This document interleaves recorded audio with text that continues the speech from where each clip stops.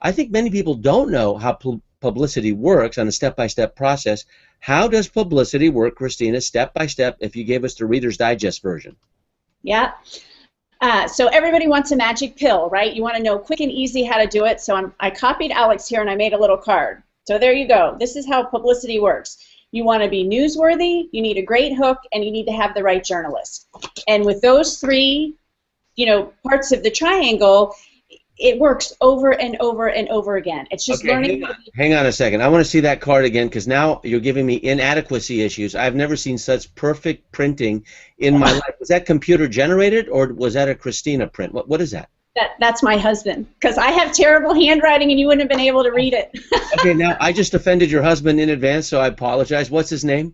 Steve. Steve, I'm going to hire you to print on my behalf. You're awesome. Okay, give me the step-by-step. Go for it.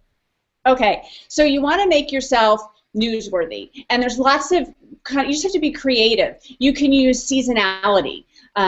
If you're, a season-based business, you can use the non-traditional calendar. I got on Fox. My product is fashion accessories for medical boots. Sounds kind of crazy, but I pitched Fox last April for National Healthy Foot Month, and I got on that.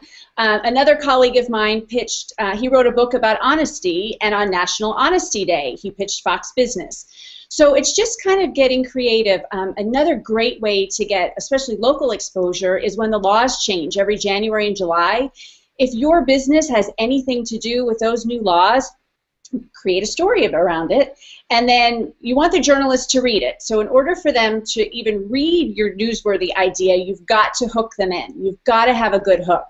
And I grabbed a magazine because I thought this one was perfect, but Prevention always has good ones. Can you see that one? Wake Up Prettier. Okay, I want to read this because I want to know how I can wake up prettier. So you want to have something in there that's going to make people want to read it. And then the most important part of all of this is that you have the right journalist. Because if you have a great story and a great hook and you don't know the right person to send it to, it's going to go on deaf ears. But if you figure out all three parts of that triangle, you will have success. Okay, well, we have 72 plus ones at the time of this recording right here and right now. We're going for 100, so come on, give me 28 more. Let's see what happens. Whatever it takes, get some publicity. You can multitask. This replay will be on so you can watch the whole thing. I'm about to ask the what if question. You notice the way I do my events have a template, and the template is what? That's the head. What is publicity? The next question is why? That's the heart. Why is publicity important? The question after that are the hands. How does publicity work step by step? And then the next question is the fourth style of learning that a guy by the name of David Kolb, K-O-L-B, has invented, the learning styles, and that is what if. And people get confused with what if because they get what, which is the head, they get why, which is the heart, they get how, which is the hands, but they don't know what if is. What if is about the future.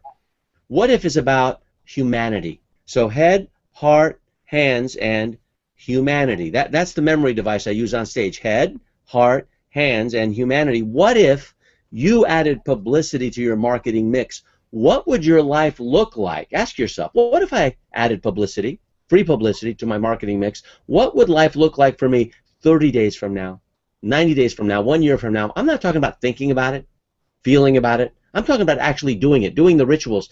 And Christina is going to tell us and herself and her husband, who I hope is watching, who I offended earlier, and everyone else what she does. But what if you do what she does? What if publicity were added to your marketing mix? What would life look like? Take us to the future, because Christina, you've seen the future. What does it look like?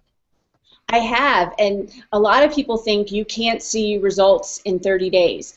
I had just this week, I had 2 clients who one got a major blog on Huffington Post and one got a segment on Fox. And it means they get more sales. I mean, that's the one on Fox was a food product, and they saw the spike in sales on their website. The one for Huffington Post was an author. They saw a spike in their book sales. 90 days. I have another client who she was had given up on getting publicity. She's in the gluten-free space.